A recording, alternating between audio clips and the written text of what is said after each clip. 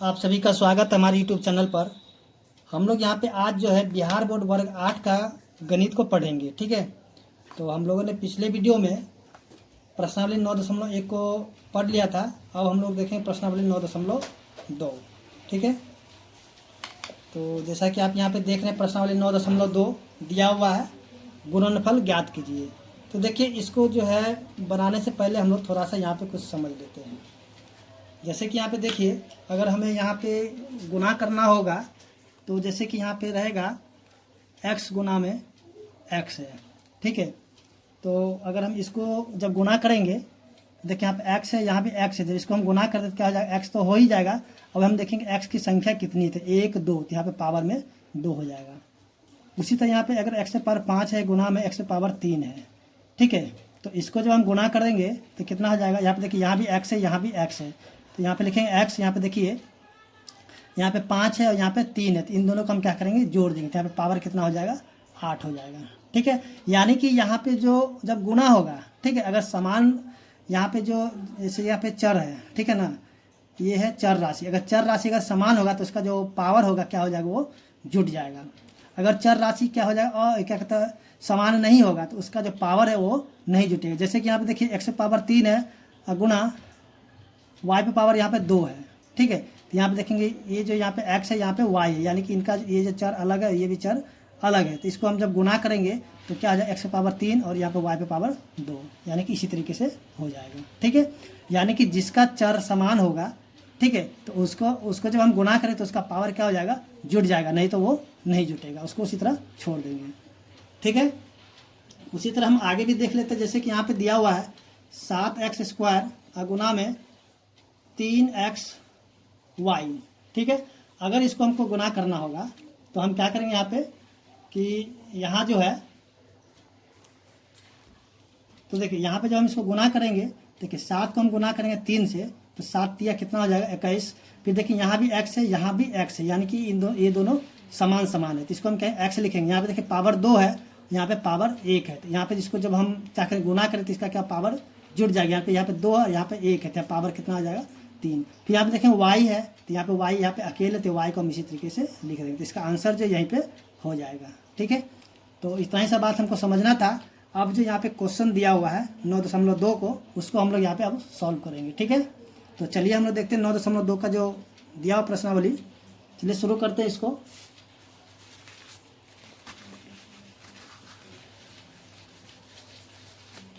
तो देखिए यहाँ पे इसको हम लोग पहला क्वेश्चन को यहाँ पे सॉल्व करेंगे अभी।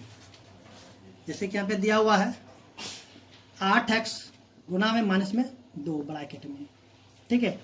तो यहाँ पे 8 है, यहाँ पे -2 है। तो 8 को जब हम गुना करेंगे -2 से तो कितना हो जाएगा, माइनस में 16 हो जाएगा, ठीक है। यहाँ पे x है तो x को लिख देंगे। तो इस तरह से इसका जो a नंबर था वो सॉल्व हो चुका है। उसी तरह हम इसका b नंबर को भी देख लेते हैं। देखिए b नंबर यहाँ पे क्वेश्चन दिया माइनस में 3x गुना में माइनस में 3x² y, ठीक है। तो देखिए यहाँ जो -3 है और यहाँ भी -3 है, तो माइनस को जब माइनस हम गुना करेंगे तो हो जाएगा प्लस, ठीक है। फिर 3 को जब 3 से हम गुना करेंगे तो हो जाएगा 9, ठीक है। अब माइनस को माइनस से करेंगे तो क्या हो जाएगा, प्लस हो जाता है। प्लस हमको लिखना कोई ज़रूरी नहीं होगा, ठीक है। लिख भी देंगे तो भी गलत नहीं होगा।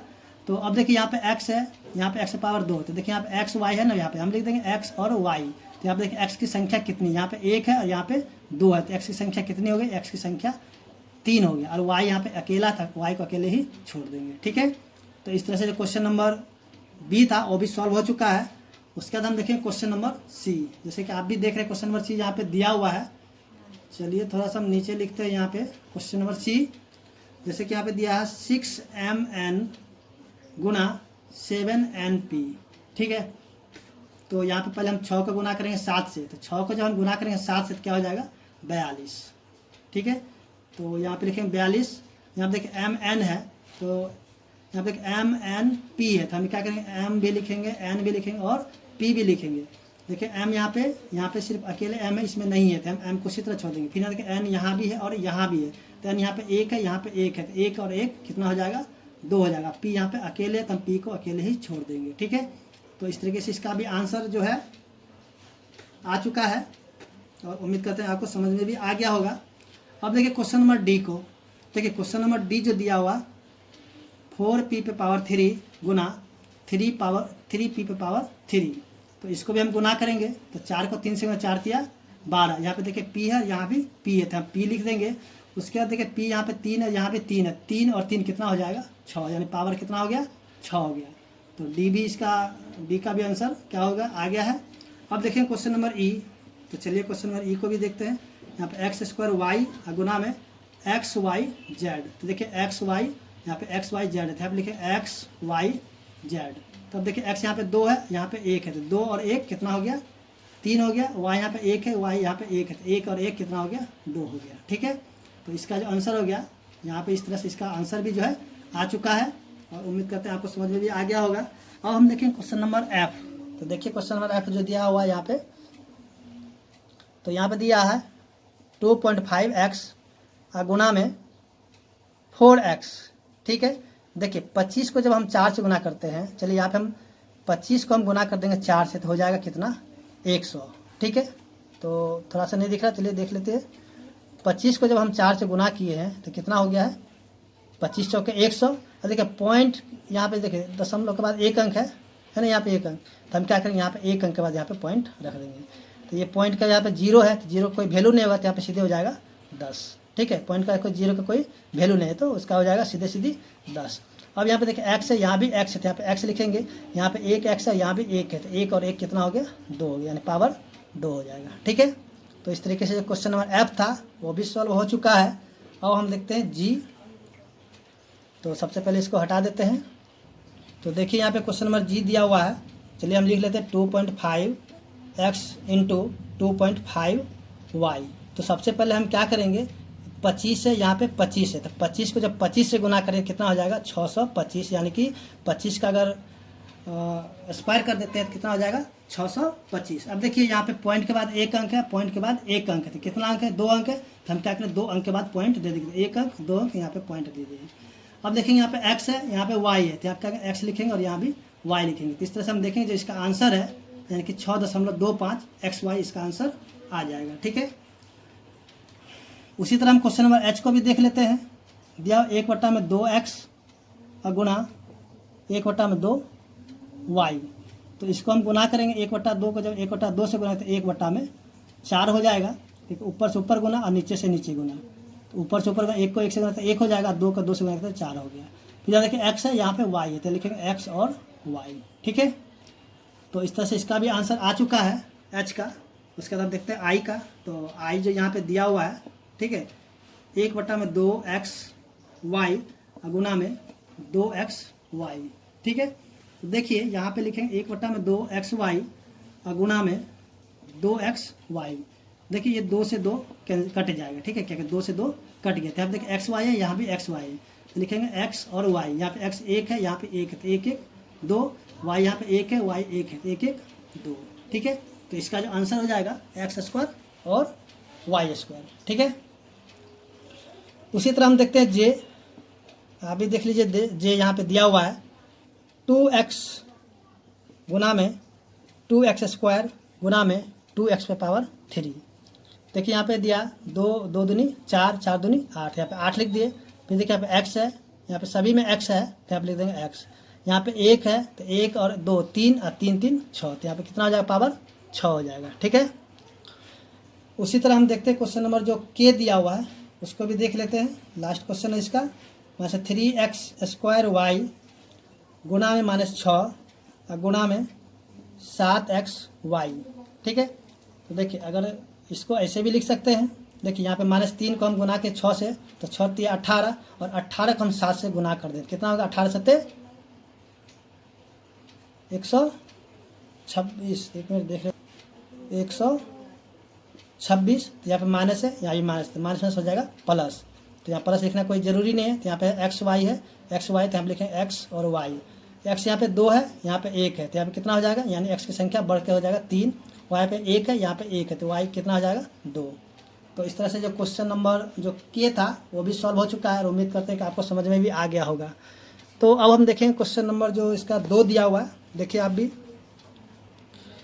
किसी आयत की आसन भुजाएं क्रमशः इतना इतना दिया हुआ, यानी कि 6p² Q² एवं 2pq, तो आयत का क्षेत्रफल क्या होगा। तो आइए हम लोग देखते हैं इस क्वेश्चन को। तो हम यहाँ पे लिख लेते हैं, चलिए एक ठो हम मान लेते हैं लंबाई, इसमें से किसी को हम मान लेते हैं लंबाई। चलिए आयत की लंबाई, ठीक है, कितना हो गया, एक ठो को मान लेते हैं लंबाई और एक ठो को मान लेते हैं चौड़ाई, ठीक है। फिर आयत की चौड़ाई मान लेते हैं कितना, 2pq। तो हम क्या करें, आयत का क्षेत्रफल निकालेंगे, आयत का क्षेत्रफल। तो जैसे कि हम लोग फॉर्मूला जानते हैं क्या होता है, L गुना में B, यानी कि लंबाई गुना में चौड़ाई, ठीक है। तो देखिए यहाँ पे लंबाई हमें पता है कितना, 6p² और Q² और गुना में चौड़ाई कितना है 2pq। तो 6 को 2 से गुना करने कितना हो जाए 12। देखिए P है Q है, P है Q, तो यहाँ पे P और यहाँ पे Q, तो यहाँ P कितना है 2 है, Q यहाँ पे 2 है, तो P यहाँ पे 2 और यहाँ 1, तो हो गया 3। फिर यहाँ पे Q 2 और यहाँ पे 1, तो Q हो जाएगा कितना 3। तो यहाँ पे जो आयत का जो क्षेत्रफल हो जाएगा 12pq, यहाँ पे Q पे पावर Q का Q, ठीक है। तो इस तरह से क्वेश्चन नंबर 2 भी सॉल्व हो चुका है। अब हम देखेंगे क्वेश्चन नंबर 3। तो क्वेश्चन नंबर 3 जैसे कि यहाँ पे देख रहे हैं दिया, यदि किसी वर्ग की भुजा √2x² y² है तो वर्ग का क्षेत्रफल क्या होगा। तो आइए हम लोग इसको भी सॉल्व कर लेते हैं। यानी कि जैसे कि वर्ग का भुजा दे दिया है कितना, √2x² y का स्क्वायर, तो कहता वर्ग का क्षेत्रफल कितना होगा। तो जैसा कि हम लोग जानते हैं कि वर्ग का क्षेत्रफल निकालने का जो फॉर्मूला होता है क्या होता है, भुजा का स्क्वायर होता है, ठीक है। तो हम क्या करें, इसका स्क्वायर कर देंगे, यानी कि √2 का x² y², फिर इसका भी स्क्वायर। अब एक बात यहाँ पे समझिए कि देखिए √2 है, तो √2 का जब हम स्क्वायर करेंगे तो यहाँ पे स्क्वायर से ये रूट कैंसिल हो जाएगा, यानी कि स्क्वायर से ये रूट क्या हो जाएगा, खत्म हो जाएगा। तो यहाँ बच जाएगा क्या 2, तो आप लिखेंगे 2। देखिए यहाँ पे x² है, x², यहाँ की 2 को 2 से गुना कर कितना हो जाएगा x पावर 4। फिर यहाँ पे वो 2 है, 2 से 2 को गुना कर कितना y भी 4 हो जाएगा, ठीक है। तो इसका जो आंसर जो हो जाएगा 2x की पावर 4 और y पे पावर 4 हो जाएगा, ठीक है ना। तो उसी तरह हम देखेंगे अब क्वेश्चन नंबर जो 4 दिया हुआ है, तो आप भी उसको देख लीजिए। क्वेश्चन नंबर 4 यहाँ पे दिया हुआ है, किसी त्रिभुज का आधार 7xyz एवं संगत शीर्षलंब 2x है, तो त्रिभुज का क्षेत्रफल क्या होगा। तो आइए इसको भी हम लोग सॉल्व कर लेते हैं। तो देखिए क्वेश्चन नंबर 4 जो यहाँ पे दिया हुआ है, तो यहाँ पे लिखेंगे त्रिभुज का आधार, ठीक है, आधार को हम लोग बोलते हैं b। तो b के द्वारा हम लोग दिखाते थे फिर 7xyz, ठीक है। उसी तरह त्रिभुज का जो ऊंचाई है, ठीक है, त्रिभुज का ऊंचाई कितना हो जाएगा h, तो h कितना है 2x है, ठीक है। तो जैसे कि हम लोग जानते हैं कि त्रिभुज का जो क्षेत्रफल निकालना होगा तो उसका हम फॉर्मूला यूज करते हैं। त्रिभुज का क्षेत्रफल का जो फॉर्मूला होता है क्या होता है, 1/2 गुणा में b गुणा में h, ठीक है। तो यहाँ पे लिखें 1/2, अब b का मान कितना है 7xyz और गुणा में h का मान कितना है 2x। देखिए ये 2 से 2 क्या हो जाएगा, कैंसिल हो जाएगा, यानी कट जाएगा, ठीक है। तो अब बच जाए कितना 7, यहाँ लिखें 7। अब देखिए x है, y है, z, यहाँ भी x है, लिखें x y z। यहाँ पे x 1 है, यहाँ भी 1 है, तो 1 1 2 है, यानी कि यहाँ पे जो x की संख्या बढ़ गया, यानी इसका जो आंसर कितना हो जाएगा 7x² yz, ठीक है। तो इस तरह से क्वेश्चन नंबर 4 था वो भी सॉल्व हो चुका है। अब हम देखें क्वेश्चन नंबर 5। तो आप भी देखें यहाँ पे क्वेश्चन नंबर 5 जो दिया हुआ है, समबाहु त्रिभुज का क्षेत्रफल ज्ञात कीजिए यदि उसकी भुजा 3x² है, ठीक है। तो आइए इसका भी हम लोग सॉल्व करते हैं, समबाहु त्रिभुज का जो क्षेत्रफल है उसको भी निकालते हैं। तो यहाँ पे जो क्वेश्चन नंबर 5 है उसको हम लोग लिख लेते हैं, यानी कि समबाहु त्रिभुज का जो भुजा दिया हुआ है पहले हम लोग उसको लिख लेते हैं, यानी कि समबाहु त्रिभुज का भुजा बराबर कितना है यहाँ पे 3x², ठीक है। तो समबाहु त्रिभुज का जो क्षेत्रफल का जो फॉर्मूला होता है उसका हम लोग यूज करेंगे यहाँ पे। समबाहु सॉरी यहाँ पे त्रिभुज छूट गया है, चलिए यहाँ पे त्रिभुज का क्षेत्रफल यानी समबाहु त्रिभुज का भुजा इतना हो गया, तो समबाहु चलिए त्रिभुज का क्षेत्रफल जो फॉर्मूला क्या होता है √3/4 और यहाँ पे हो जाएगा a का स्क्वायर। ठीक है, ये जो है समबाहु त्रिभुज का जो क्षेत्रफल है उसको निकालने का क्या है फॉर्मूला है। ठीक है, तो हम यहाँ पे क्या करेंगे, अब जो है यहाँ पे भुजा को हम लोग क्या कहते हैं कि a बोलते हैं, चलिए इसको हम a के द्वारा यहाँ पे लिख लेते हैं। यहाँ पे √3/4 और a का मान कितना 3x का स्क्वायर है। सॉरी यहाँ पे इसका स्क्वायर फिर इसके ऊपर स्क्वायर। ठीक है, तो देखिए √3/4 तो उसी तरह हो जाएगा और 3 का जब स्क्वायर करेंगे तो कितना हो जाएगा 9। ठीक है, यहाँ पे गुना में 9, यहाँ पे x स्क्वायर है, इसको जब हम गुना करेंगे 2 से तो हो जाएगा x⁴ हो जाए। तो इसको हम क्या लिखेंगे 9/4 √3 यहाँ पे हो जाए x⁴ यानी कि जो समबाहु त्रिभुज का जो क्षेत्रफल है उसको निकालने का जो फॉर्मूला है 9/4 √3 x⁴ हो जाएगा। ठीक है, तो उम्मीद करते हैं कि क्वेश्चन नंबर 5 आपको समझ में आ गया होगा। अब हम देखेंगे यहाँ पे क्वेश्चन नंबर जो 6 दिया हुआ है।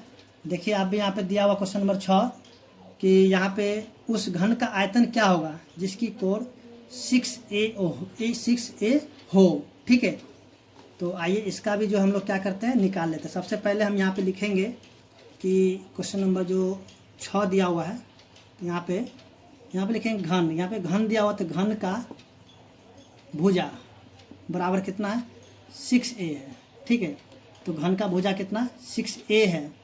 उसके बाद हम यहाँ पे घन का आयतन निकालना है। घन का आयतन का जो फॉर्मूला होगा क्या हो जाएगा, यहाँ पे जो है कि घन का आयतन होता है a पे पावर यानी कि 3। ठीक है, ये जो फॉर्मूला होता है यानी कि भुजा पे पावर 3 कर देते। चलिए यहाँ पे भुजा पे पावर 3 यानी कि a³ या भुजा क्यूब हो जाएगा। तो यहाँ पे 6a है, इसका हम क्यूब कर देंगे। तो 6 का क्यूब जब हम करें कितना हो जाएगा, चलिए यहाँ पे थोड़ा सा ऊपर कर देते हैं। चलिए ये हो गया। देखिए तो 6 का जब हम क्यूब करेंगे तो कितना हो जाएगा 216। यहाँ पे a है तो a पे पावर a को जब a को इससे गुना करेंगे कितना हो जाएगा a पे पावर 3 हो जाएगा। ठीक है, यहाँ पे कुछ नहीं तो 1 है, 1 से हम गुना करें 3 से तो 3 हो जाएगा। तो इस तरह से जो क्वेश्चन नंबर 6 था सो उसका आंसर जो यहाँ पे आ चुका है और उम्मीद करते हैं कि आपको समझ में भी आ गया होगा क्वेश्चन नंबर 6। अब हम देखेंगे क्वेश्चन नंबर 7। ठीक है, तो देखिए क्वेश्चन नंबर जो 7 दिया हुआ है, यदि एक कलम का मूल्य x² y हो तो y² x कलम का मूल्य क्या होगा। यानी कि मान लीजिए यहाँ पे बोला एक कलम का दाम 2 रुपया है तो 10 कलम का मूल्य क्या होगा। मतलब इस तरीके से हम समझते हैं। यहाँ पे कलम की संख्या दिया हुआ है। ठीक है, यहाँ पे एक कलम का जो मूल्य है वो दिया हुआ है। तो आइए हम लोग इसको जो है लिखते हैं। ठीक है ना, तो यहाँ पे क्वेश्चन नंबर 7 को हम लिखेंगे एक कलम का मूल्य। ठीक है, कितना दे दिया है, यानी कि एक कलम का मूल्य जो दे दिया हुआ x² y। ठीक है, तो बोलता है कि y² कलम का मूल्य कितना होता है, लेकिन y² x कलमों का मूल्य।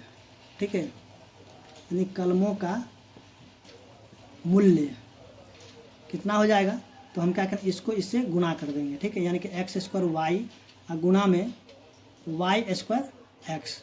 तो देखिए यहाँ पे गुना करेंगे x को, यहाँ पे x है तो लिखें x, y है तो y भी लिखें, दोनों में xy है तो xy लिख दें। यहाँ पे देखिए 2 है, यहाँ पे 1 है तो 2 1 3 हो जाएगा। वहाँ पे यहाँ पे 1 है, यहाँ पे 2 है तो कितना हो जाएगा, इसका संख्या भी 3 हो जाएगा। ठीक है ना, तो इस तरह से जो क्वेश्चन नंबर 7 था उसका भी जो है आंसर आ चुका है और उम्मीद करते हैं कि आपको समझ में भी आ गया होगा। अब देखिए क्वेश्चन नंबर 8 जो कि यहाँ पे दिया हुआ है, यदि कोई व्यक्ति x² 2 किलोमीटर प्रति घंटा की चाल से चल रहा है तो 2 घंटे में वह कितनी दूरी तय कर लेगा। ठीक है, तो आइए हम सबसे पहले क्वेश्चन को भी यहाँ पे देख लेते हैं। जैसे 8 नंबर क्वेश्चन में यानी कि लिखेंगे व्यक्ति की चाल। ठीक है, व्यक्ति की चाल या का चाल। चलो व्यक्ति की चाल कितना है, यानी x² 2 किलोमीटर प्रति घंटा। ठीक है, उसके बाद जो है इसका समय जो दिया हुआ है कितना दे दिया है 2 घंटा। ठीक है, तो यहाँ पे हमें निकालना है दूरी। तो देखिए दूरी निकालने की जो फॉर्मूला क्या होता है, चाल गुना में समय होता है। क्या होता है, चाल गुना में समय, ये जो होता है दूरी निकालने का फॉर्मूला होता है। ठीक है, तो हम क्या करेंगे यहाँ पे देखेंगे चाल दिया हो कितना एक्स स्क्वायर बट्टा में 2, तो हम यहाँ पे लिख देंगे चाल की जगह में एक्स स्क्वायर बट्टा में 2 और यहाँ पे किलोमीटर घंटा, चलिए यहाँ पे फिर यहाँ पे गुना में यहाँ पे लिख देंगे 2। ठीक है, यहाँ पे हो जाएगा किलोमीटर। ठीक है, क्योंकि यहाँ जो घंटा से घंटा क्या हो जाएगा कट जाए। चलिए यहाँ पे हम घंटा की जब एच लिखेंगे तो एच से एच क्या हो जाएगा कट जाए। चलिए यहाँ पे एच है तो यहाँ पे क्या हो जाएगा किलोमीटर, यहाँ पे एच है। ठीक है, तो एच से एच कैंसिल और 2 से 2 भी कैंसिल, तो यहाँ बच कितना जाएगा एक्स स्क्वायर किलोमीटर। ठीक है, तो इस तरीके से हम देखें जो कि क्वेश्चन नंबर 8 था वो भी सॉल्व हो चुका है, और उम्मीद करते हैं कि आपको क्वेश्चन नंबर 8 भी समझ में आ गया होगा। अगर आपको मेरा वीडियो अच्छा लगा हो तो प्लीज़ मेरे चैनल को लाइक और सब्सक्राइब करें और बेल आइकन को भी दबा लें, ताकि जब भी मैं आपके लिए वीडियो लेके आऊँ तो आपको जो उसका नोटिफिकेशन मिलता रहे। धन्यवाद।